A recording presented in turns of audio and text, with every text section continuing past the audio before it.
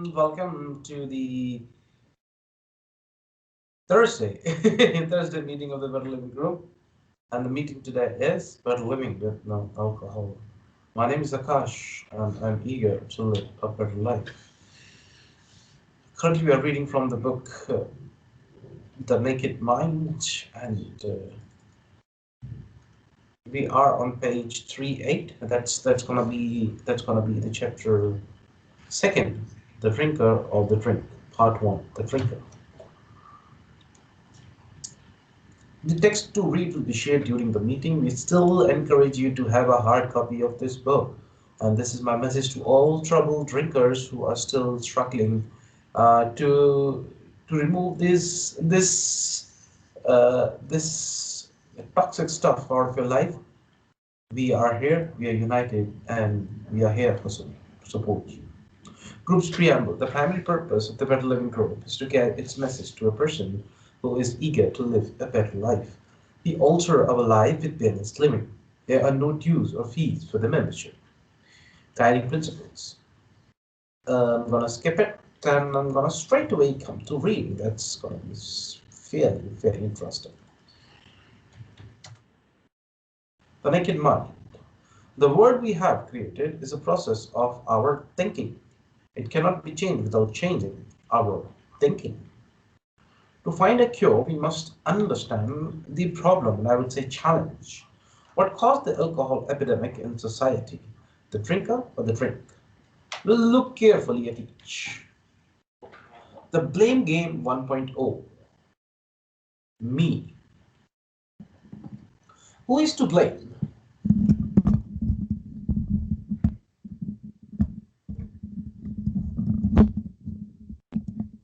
Who is to blame? Sorry for that. It seems society would have you to believe that it is you, the drinker. You probably believe that your inability to control drinking, unlike regular drinkers who can take it or leave it, is due to a flaw you possess and they don't. What in case that's not true? I bet when you drink more than you should, or when you wake up with a hangover, you beat yourself up. I know I did. I would drink a bottle or more of wine each evening and fall asleep quickly.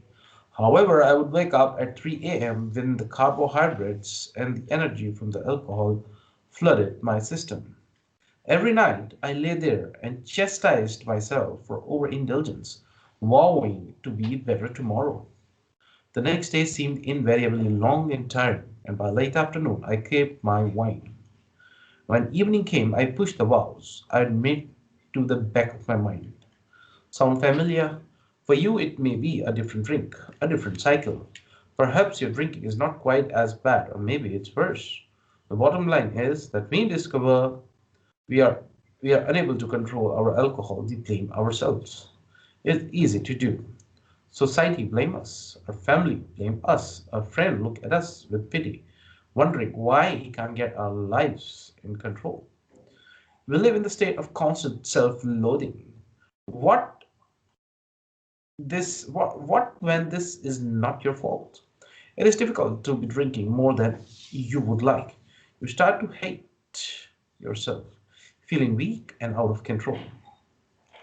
When you hadn't hid your problems so well, more people will judge you, wondering why you can't simply get it together, be responsible, and take control.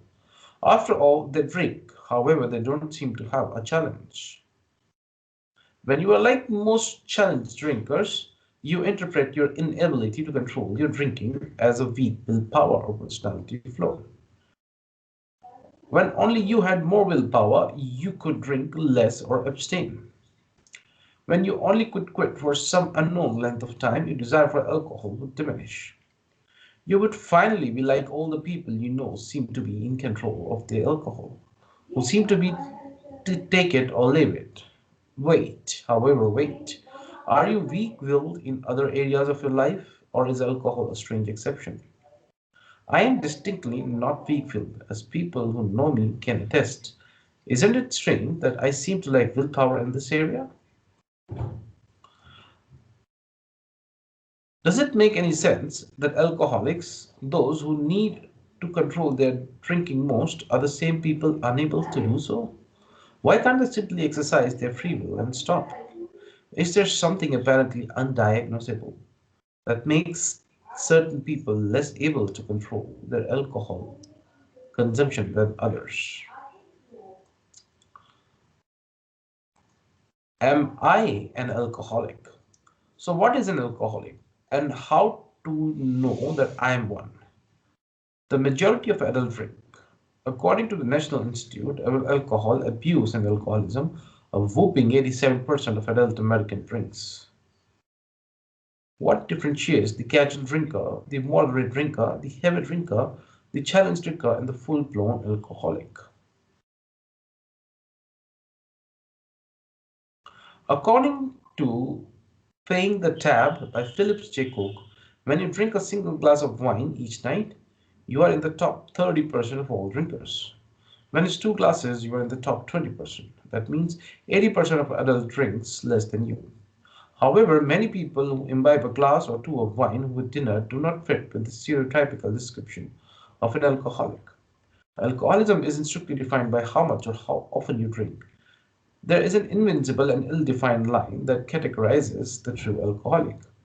Since the line is arbitrary and alcoholism does not have a standard definition, how are we supposed to know when you actually have a challenge? A quick Google search reveals dozens of test questions intended to answer the question, am I alcoholic? They all carry a disclaimer saying they could not provide a diagnosis for alcoholism. They said that was the decision I have to make.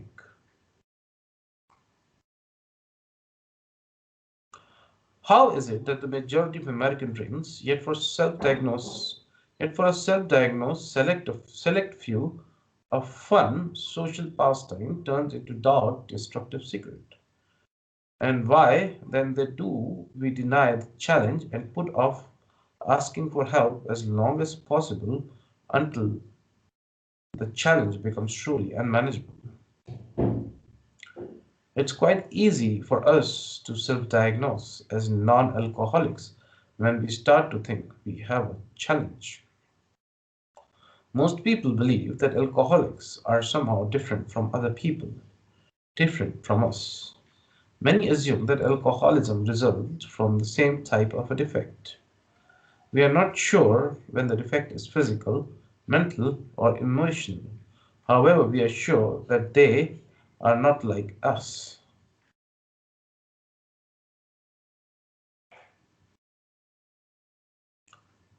Jason Whale explains that most doctors belong to the state the obvious brigade. They pronounce something like, you are drinking a lot, and it is starting to affect your health. My recommendation is that you moderate or stop drinking. Then the doctor goes on to say that only you can decide you are an alcoholic. Really, I might have a fatal illness, however, no one can diagnose me. As a drinker, the suspension that I have a serious challenge will likely cause me to drink more. And why not? We believe alcohol relieves stress and journey to overcome denial, put away my pride, and determine that I am an alcoholic is terribly stressful. Is there a specific physical or mental attribute responsible for alcoholism? Why can't we test for and segment the population into alcoholics and regular drinkers? That would enable us to prevent the afflicted individual from falling victim to drink. When there is something inherently different about alcoholics, surely we can find some indication of it before they harm themselves, their family, and society as a whole.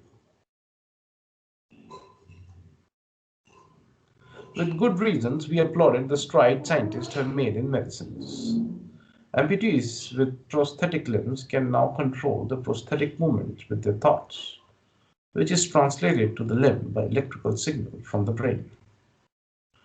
Dr. Sergio Canavero, an Italy-based neuroscientist, is preparing to transplant a human head.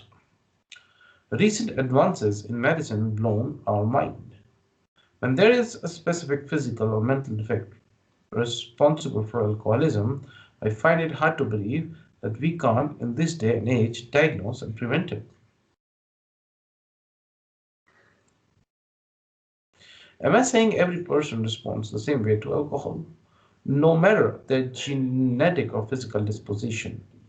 Not at all. Like the way one glass of wine affects two people differently, long-term exposure to alcohol has different effect on each of us. I'm not debating this, nor am I saying there is no evidence for a gene that increases a proclivity for alcohol addiction. We have discovered many loose relationships between genes and alcohol. Use, however, not definitive enough to declare responsible.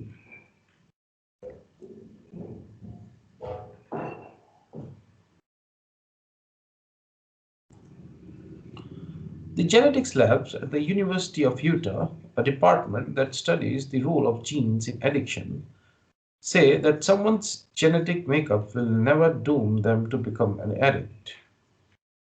Paul confirms that despite any genetic connection, someone cannot become an alcoholic without repeatedly drinking alcohol. It seems strange to use the term alcoholic. We don't have a cigarette holic. However, rather people who have smoked and therefore become addicted to cigarettes.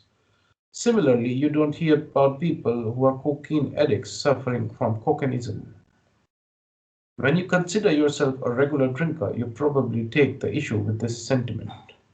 Why? Because when we agree that no specific diagnosable physical defect separates alcohol from the population of responsible drinker, everyone who drinks is susceptible and perhaps on the path to alcohol dependence. I assert that over time, with the right level of exposure, anyone can develop a physical dependence on alcohol. And since we all are built differently, no one can determine at what point an individual will develop dependence. This message isn't popular. It flies in the face of our thriving alcohol industry, our societal dependence on the drug, the attitudes of regular and responsible drinker who pride themselves on maintaining control.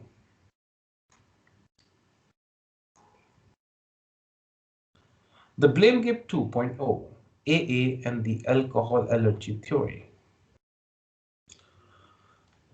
I used to accept the notion that alcoholics were different than regular drinkers. Why not? The alcoholics I knew said they had a disorder or defect. So, which was I to argue? Since that time, I had done a tremendous amount of research. It took me some time to find out where the belief started and why it was accepted. I discovered at once how genetics play into the diagnosis. Neuroscientist Thad Pollock says there is no single addiction gene. Dozens of genes have been identified that affect addiction susceptibility, and most of them only have a small effect by themselves. We have not yet found a way to diagnose or prevent addiction based on genetics. Understanding why alcoholics themselves believe they are different from the normal population proved more difficult. We accept this theory for a handful of simple reasons. Regular drinkers like it because it allows them to believe they are in control, safe to continue drinking without any worry that they will cross the arbitrary line into alcoholism. Alcoholics like the theory because once you come out as an alcoholic, your friends make an effort to help you abstain rather than pressuring you to drink. They mix you mocktails and support your journey to fight the disease. It is easier to abstain when no one offers you alcohol. Also, physical differences means you receive less blame. We don't blame people who get cancer. Disease allows your forgiveness. Finally, it is easier to maintain sobriety when you believe one sleep will bring fatal disease out of remission. AA is the world's most prolific approach to treating alcoholism, with more than 2 million members in 175 countries. Let's examine AA's approach to alcoholism to understand what assumptions we as a society have made and how these assumptions translate into belief about alcoholism. AA's primary documentation is informally called the Big Book. The official title is Alcoholic Anonymous, the story of how many thousand men and women have recovered from alcoholism. This book described Dr. William D. Silkworth, who treated, however, did not cure Bill Wilson, founder of AA. Dr. Silkworth specialized in treatment of alcoholism, and in 1934 he successfully treated a patient who he concluded was hopeless. When AA later cured this patient, Dr. Silkworth wrote this letter to Bill Wilson. We doctors have realized for a long time that some form of moral psychology was an urgent importance to alcoholics. However, its application presented difficulties beyond our conception. What with our ultra-modern standards, our scientific approach to everything, we are perhaps not well equipped to apply the power of good that lie outside of our synthetic knowledge.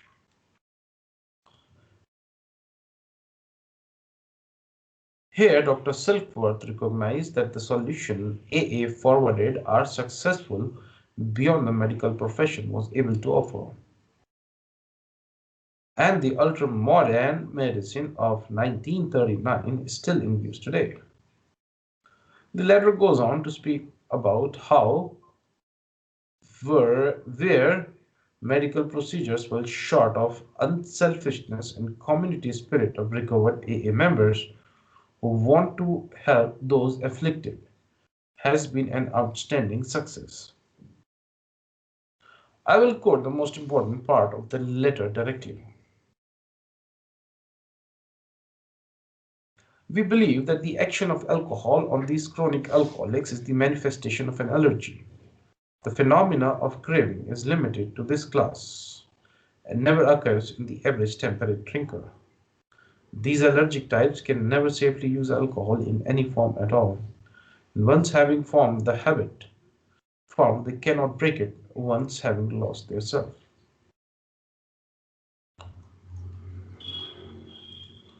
The letter discusses the inadequacy the doctor feels in helping these alcoholics, and that he is astounding to see how psychological change, like inclusion in AA, allows alcoholics to heal.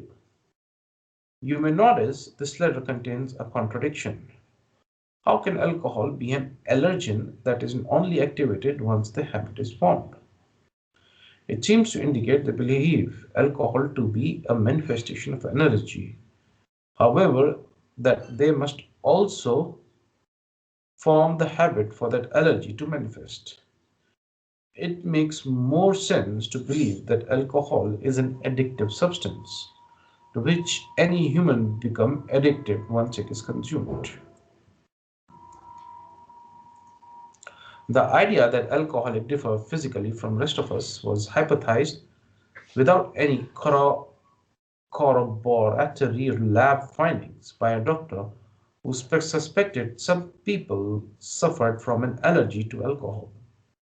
Allergens are relatively easy to diagnose, and 76 years later, we have not found an allergy to be responsible for the disease of alcoholism. However, Dr. Silkworth needed an explanation for AA's success in helping alcoholics for whom medical progress failed.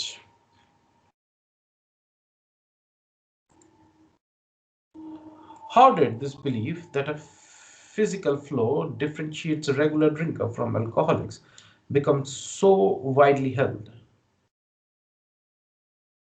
AA response to Dr. Silkworth's theory is telling. In this statement, he confirms that we who have suffered alcoholism torture must believe that the body of the alcoholic is quite as abnormal as his mind.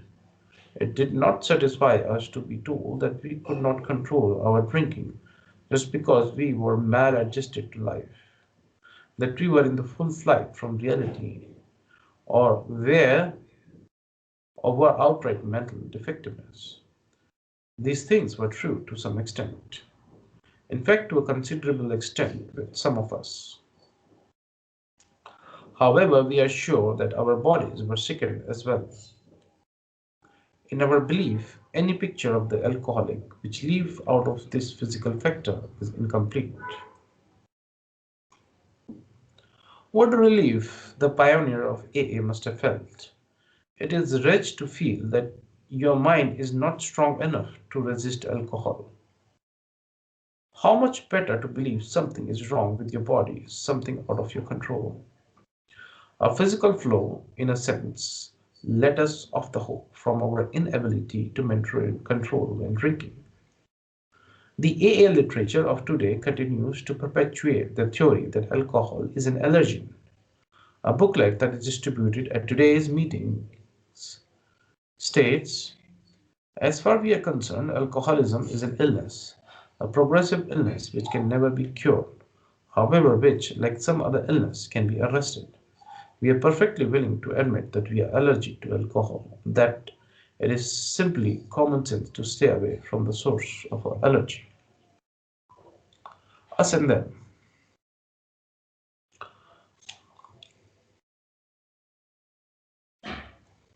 While AA saves many from alcoholism, I must point out the dangers of physical flow theory. Given the widespread drinking in our society, this theory can be dangerous. We continue drinking unchecked, often overlooking the danger of addiction, because we have to come to believe that alcoholism can only happen to other people.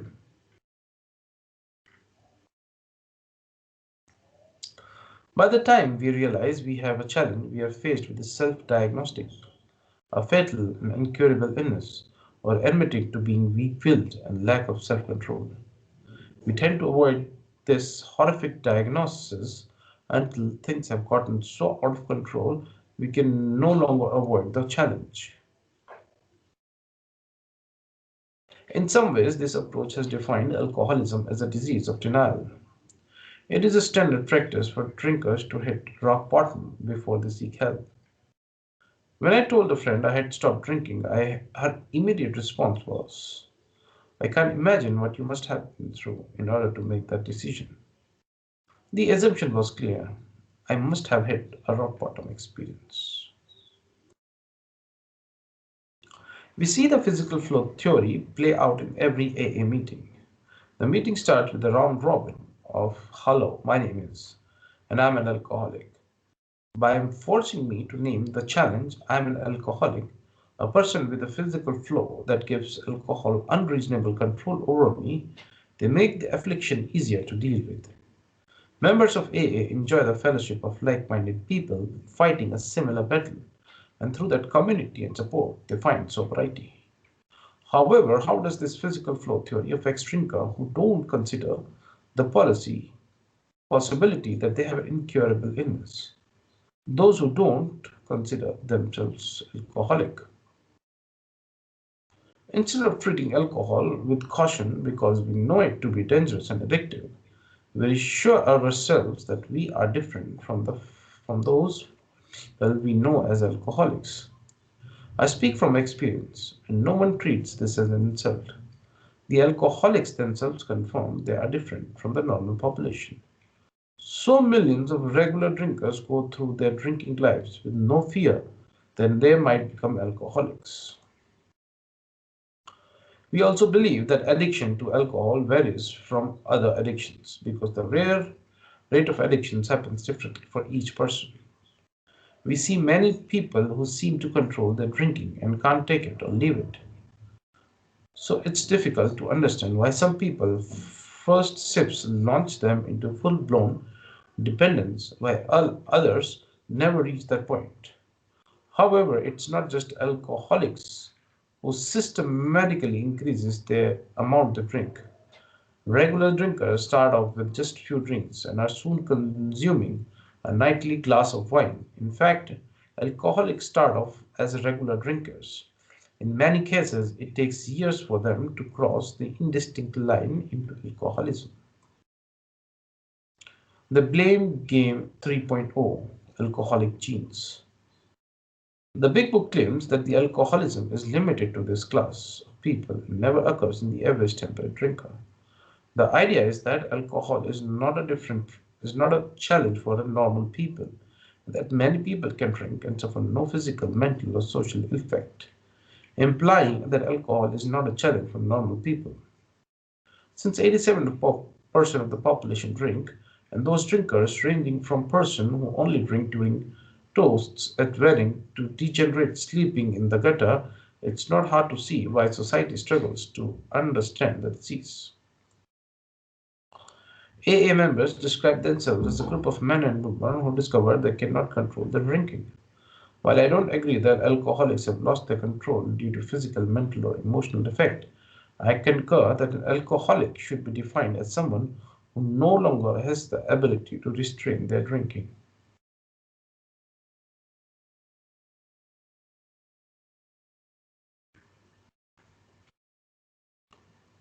I realize under this definition, many alcoholics don't recognize that they have lost control. Many more drinkers dwell in limbo. Usually, years separate the point where you start to wonder when you have a problem and the moment you accept it. I'll call it as a challenge. 10 years after, a tiny voice in my head began to question my nightly drinking. I determined I had to stop denying it and change how much I drink. It saddens me to think of the damage I did to my body, the havoc I wreaked in my relationships, and the pain I caused my husband. I want this naked mind to be a life raft, a wake up call well before we reach rock bottom and our drinking becomes unmanageable. In about 87% of the people drink, it seems fair to assume that the majority believe themselves to be in control.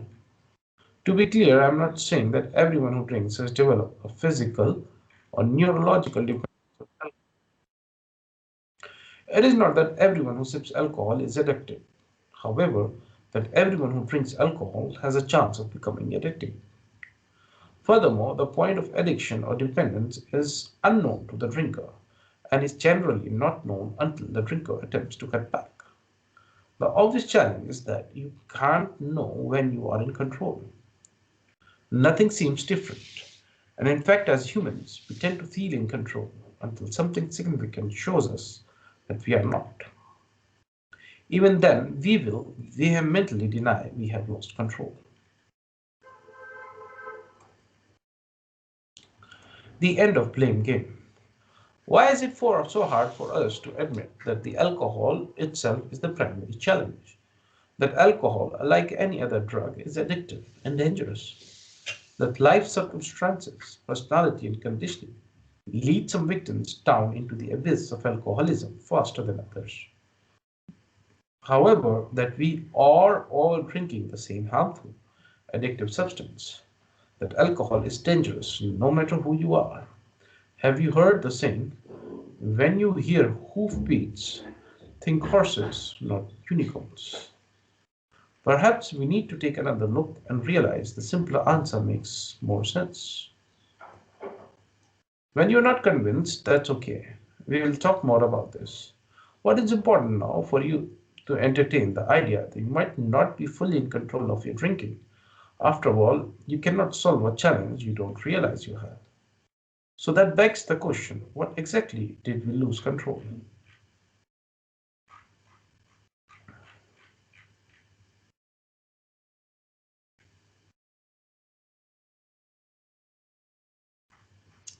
Wow, and that concludes the chapter 2 for today.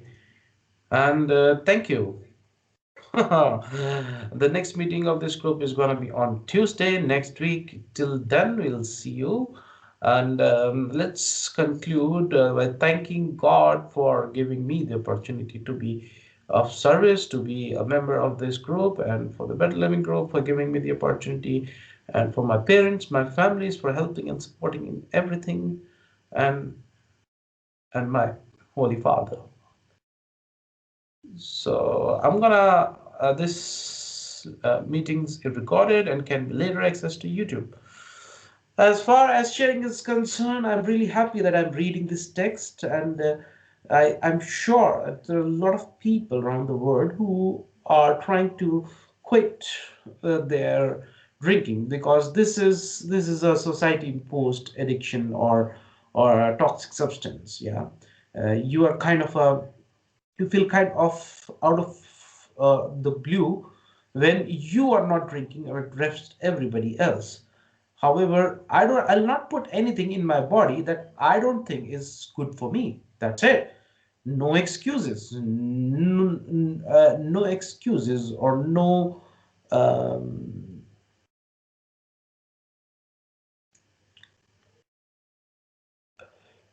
no excuses. That's it. Yeah. So thank you for listening, and we'll see you again. Take care. Ciao, ciao. Bye bye.